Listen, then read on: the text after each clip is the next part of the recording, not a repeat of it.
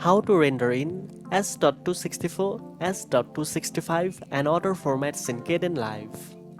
First of all, open your Kdenlive project and make sure your editing is complete and ready to export.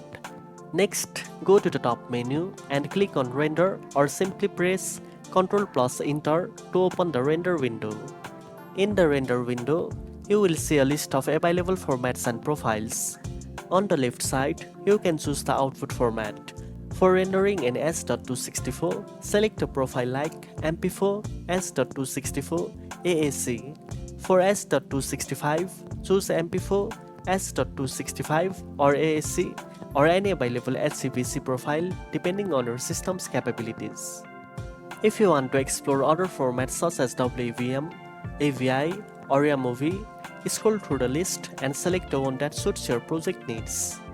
Now select the output file location and give your rendered file a name.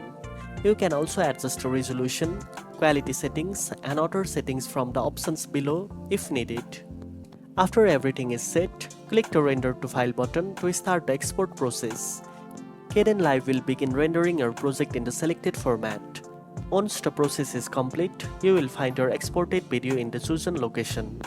Now you know how to render in H.264, H.265 and other formats in Kdenlive. If you found this video helpful, don't forget to like, share and subscribe for more editing tips. Thanks for watching and I'll see you in the next one.